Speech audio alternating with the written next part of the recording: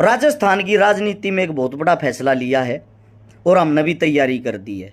क्योंकि देखो समाज को बदलने के लिए अगर आपका योगदान समाज को आप नहीं दे पा रहे, मेरा मानना ये आप संपूर्ण इंसान नहीं है। सुबह अपने घर के लिए सब उठते हैं, सब खाना खाते हैं, अपने परिवार को सब संभालते हैं। ये तो हर एक इंसान का कर्तव्य है अपने परिवार को संभालना। मेरी नज़र में आदमी वो हो जो समाज को टाइम दे। मेरी नज़र में आदमी वो हो जो समाज के लिए कुछ कर सके। वो ये करने की कोशिश है और उसी के लिए आज आप लोगों के सामने जुड़े हैं। आप सभी साथियों को बता देता हूं, राजस्थान में चुनाव आ गया है। बहुत सारे भाई बाट देखा दे हरस शिकारा कड़े तो टिकट लेगा और कड़े तो एमएलए का चुनाव लड़ेगा। मैंने देखा मेरे पीछे तो जो भाई मतलब रिक्शा चलाने वाले, सिक्योरिटी की नौकरी करने वाले, वे भी ये अंदाजे लावे, वे भी ये बातें करते थे अरस शिकारा भाई एमएलए का चुनाव लड़ेगा, यो जाति ड्रामे कर रहा है, यो जाति सेवा कर रहा है, इसने किते न किते तो टिकट चाहिए है।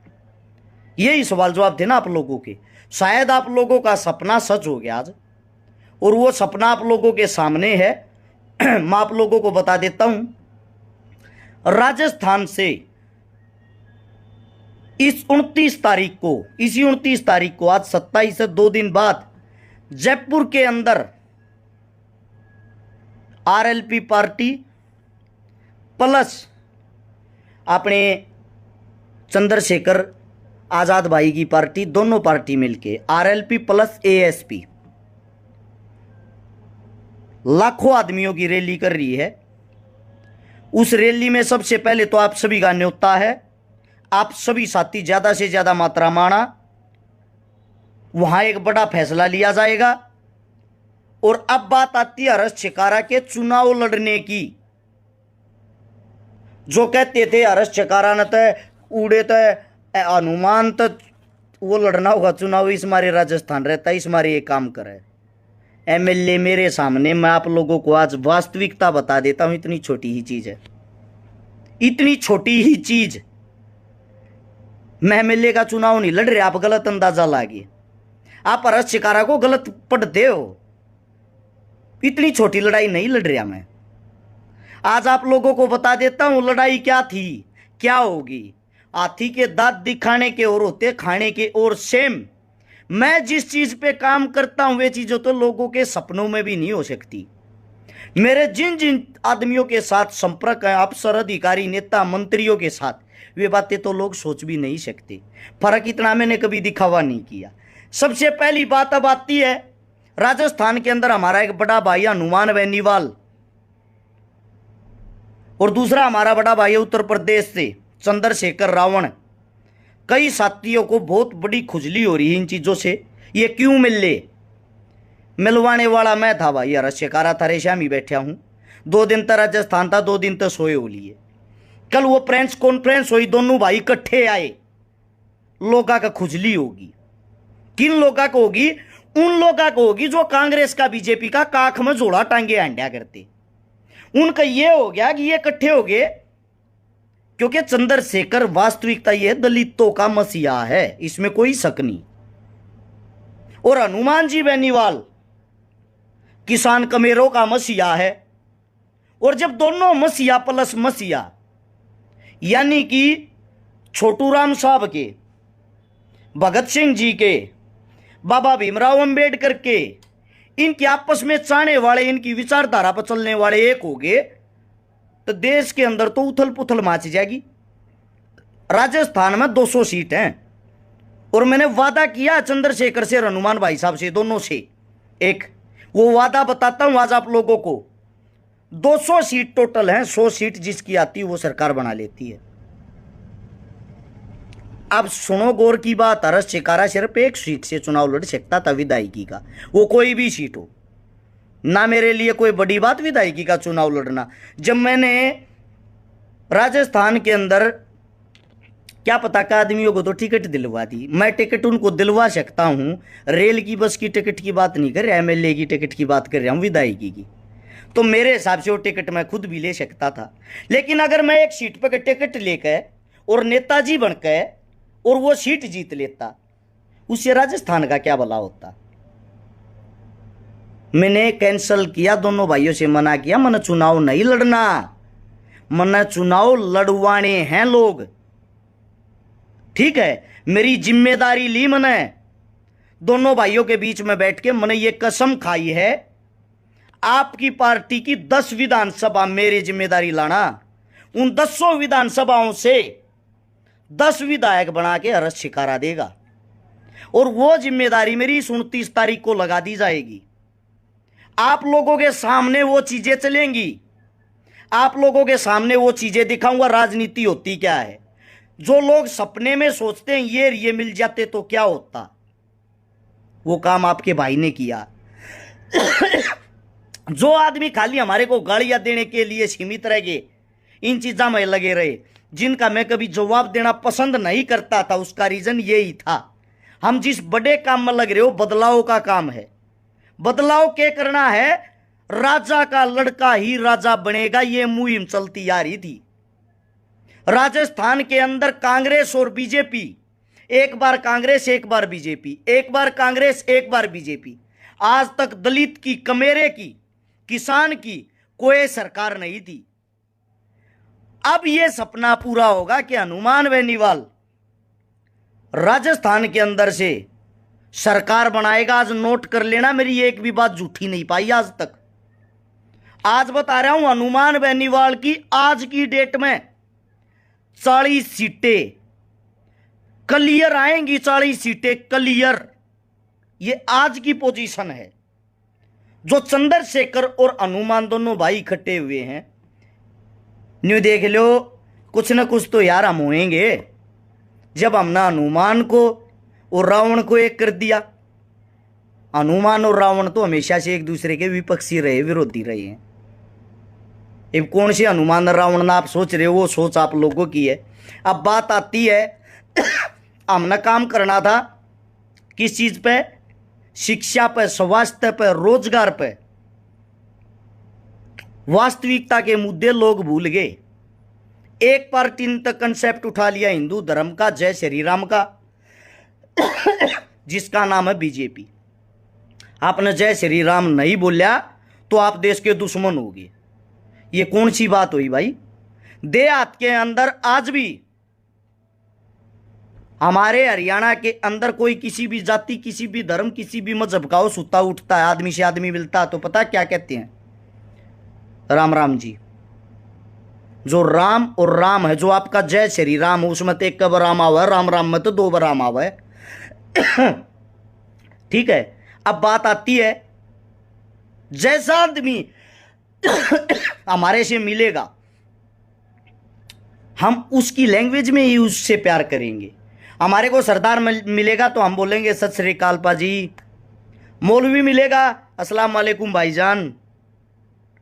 हमारे को हमारा देसी हरियाणवी मिलेगा, राम राम जी। राजस्थानी मिलेगा, राम राम शाह। हमारा दलित भाई मिलेगा, जय भीम। कोई जय छोटू राम वाला, कोई जय भगत सिंह वाला। तो ये आदमियों की अपनी विचारधारा, अपनी सोच, अपनी तरफ से वो आपको प्रेजेंट कर रहे हैं कि हम इस विचारधारा से जुड़ रहे हैं। तो इसका मतलब ये नहीं है जय श्री राम बोलने वाला ही हिंदू है, बाकिया के पास सर्टिफिकेट नहीं है। अस्सलाम वालेकुम बोलने वाला ही पक्का मौलवी है, बाकी और कोई मौलवी नहीं है। ये आप लोगों की छोटी से छोटी तभी लो लेवल की सोच है। अब बात ये आती है भाई, हमने तो दोनों भाइयों को एक कर दिया। अब मैं मेरे राजस्थान से ये उम्मीद करता हूं आप इस जोड़ी को कितना प्यार प्रेम देके सुपर डुपर हिट बना सकते हो। इस जोड़ी के कंधों पर अकेली राजस्थान की जिम्मेदारी नहीं है, पूरे हिंदुस्तान की राजनीति यहीं से बदलेगी इसी 2023 के चुनाव से। उसका रीजन पता क्या है, गरीब, कमेरे, शोषित और किसान के बेटों ने यह जिम्मेदारी अपने कंधों पे उठा ली। और अब ये भाई जब आगे बढ़ेंगे, इन भाइयों के सिर पे तख्तो ताज होगा। जब आप लोगों की तकदीर खुलेगी। क्योंकि बड़ी चीज ये है, गरीब शोषित और मजदूर के बेटे को उस सीएम की सीट थी आज थी पहुंचने नहीं दिया था। और राजस्थान वाले थारी कमी होगी मेरे भाइयों, अगर अब भी तुम इन धर्म में जातिवाद में फंस के और इन अपने भाइयों को नहीं जितवा पाए या कोई कमी रख दी, वो आप लोगों की कमी, हमारी नहीं। हमने आप लोगों के लिए दिन रात एक कर क्या करते रहेंगे। अब 1 महीना राजस्थान के चुनाव के अंदर ही रहूंगा मैं, और मैंने जो जिम्मेदारी उठाई है 10 सीट जीतने की, वो सीट जितवा के दूंगा, वादा करता हूं। ऐसा ही वादा हर एक भाई को करना पड़ेगा। और जो इन चीजों से सहमे हुए हैं, डरे हुए हैं दोनों दल, कांग्रेस और भाजपा वाले, वो तो आप लोगों की टांग खींचने की कोशिश करेंगे ही भाई। लेकिन ये देखो हमारे भाई लो जैसे मजबूत हैं दोनों। दोनों का इतिहास चेक करना, जहां अड़गे वहां अड़गे। तबीयत खराब है, 2 दिन सोए हुए हो लिए। भाद्रा परसों रात को प्रोग्राम में था हनुमान जी के साथ, 6 बजे वहां से पहुंचा था जयपुर सुबह के टाइम। जयपुर में दोनों भाइयों के बीच था, शाम को दोनों भाइयों की मीटिंग हुई, उसके बाद दोनों भाइयों की मुलाकात हुई। डबे रहना भाई कितना धूल दाड़ ही आओ, आजादी खासी उठा, बार बार कड़े थे क्या हो रहा, एक थी पंखे का हाथ मार दे। और वहां से आज सुबह 6 बजे पहुंचा हूं सोनीपत। जो साथी कहते हैं राजनीति में होगा छकारा, राजनीति नहीं करनी चाहिए, राजनीति में आ रहा हूं भाई। कैसे आते हैं, जब सीएम लेवल के लोगों को हम अपने भाईचारे के माध्यम से जोड़ने की ताकत रखते हैं, और राजनीति होती क्या है। दूसरी बात, राजनीति इतनी गंदी चीज नहीं है। राजनीति वालों ने जो गंद मचा रखा है, उस गंद को साफ करने के लिए उनके सामने खड़ा होना पड़ेगा। और जो कहते छकारा चुनाव लड़ेगा, छकारा की इतनी बड़ी खाज नहीं थी, या तुमने देख भी ली होगी। पिछले 6 साल से तुम आवाज लगा रहे हो छकारा चुनाव लड़ेगा, छकारा चुनाव लड़ेगा। यो 23 का राजस्थान का चुनाव आ गया, और यो अब चला जाएगा 1 महीने में। मैं लड़ूंगा नहीं, मैं लड़वाऊंगा। क्योंकि राजस्थान मेरा बड़ा भाई, उसने मेरे को इतनी इज्जत मान सम्मान प्यार दिया, मेरा हक बनता है मैं उनके लिए खून पसीना धन दौलत जो मेरे पास है वो सब कुछ बा दूं। अरे जातिवाद खत्म हो, धर्मवाद खत्म हो, मुद्दे की बात करा, काम की बात करा। कोई भी नेता आता है, माइक पकड़ता है, 5 करोड़ की टिकट लेता है, माइक पकड़ा, जय श्री राम। अरे जय श्री राम तय देश का तो भला नहीं होता। दूसरी तरफ से फिर जो कांग्रेस वाले वो उनका विरोध करते हैं, एक जय श्री राम लगाएगा, दूसरा उसका विरोध करके दिखाएगा, उलझ गए वहीं, उससे आगे निकलते ही नहीं। इसीलिए आप सभी से मेरी हाथ जोड़ के एक विनती है, जयपुर के अंदर आरएलपी पार्टी का स्थापना दिवस 29 तारीख को, इसी 29 तारीख को ज़्यादा से ज़्यादा मात्रा में जितने जो भी साथी हैं सभी तक यह वीडियो पहुंचाना, ताकि सभी साथी एक्टिव हों, सभी साथी आप अपनी जिम्मेदारी समझे, भाई से भाई को जोड़ने का काम करे। जो टुच्ची राजनीति आपस में धर्म में लड़ाने की, लोगों को मिटवाने की, फुड़वाने की, उनसे सभी साथी दूर रहना। 1 महीने तक मैं राजस्थान के अंदर ही रहूंगा, जिस विधानसभा पर भी रहूंगा आप लोगों के सामने डिटेल डाल दूंगा। वहां के जितने जो भी साथी हैं वो उसी टाइम हमारे से मिलते रहना। और ये एक नया सूरज निकलेगा, आपको बता देता हूं। एएसपी प्लस जब आरएलपी मिलके एक नई दिशा और दशा बदलने की तैयारी में है, 100% आपको बता देता हूं। दोनों भाइयों के अभी 2023 में ही कर्मों में राजयोग है, वो राजयोग आपको अभी देखने को मिलेगा। और चंद्रशेखर भाई से बड़ा दिल मैं किसी का नहीं मान सकता, जिसने बड़े भाई साहब हनुमान बेनीवाल को ये कहा आप हमारे बड़े भाई हो और राजस्थान के सीएम आप होगे और हम आपके पीछे होंगे, हम आपको सीएम बना के देंगे। ये होता है एक बड़े भाई का छोटे भाई के प्रति प्रेम। तो अब एक होने की बात आएगी, एक होने का समय आ गया। इन नेता मंत्रियों के भाषण ने सुनते सुनते तुमने 70 साल बीत चुके हैं। ये तो अपना खेल खेल रहे, एक बार वो, इन चीज़ों से काम नहीं चलता। एंडी जाट ये यूपी से मेरा भाई कलाकार भी आ गया है, ये भी कहे हम तैयार हैं। तैयार नहीं, बूढ़ा टाइम दे भाई ज़्यादा से ज़्यादा एंडी। तो इसीलिए आप सभी साथियों से यही गुजारिश है, अब एक होने का समय है भाई। ये जो राजनीति की गंदी दलदल है, जो थारे ऊपर 90 साल के यार 12 बार विधायक बनकर फिर उठे पाऊँ हैं, बोला मैं देश का भला करना चाहूँ। अरे भले मानस तेरे तो भलाई ना हो लिया ही और किसी का नंबर भी आन दे। तेरे पोते पड़पोते वे भी बैठ कर कमान खानगा रहा करके, मतलब तम ने सारी धन दौलत कट्ठी करने का ठेका ले रखा के। समझो आप बात को, हमारी जो लड़ाई यकीन के साथ है, हमारी लड़ाई उन राजाओं के साथ है जिन्होंने कैद कर लिया राजनीति को। गरीब के घर तक, मजदूर के घर तक, दलित के घर तक जानिए नहीं चाहिए।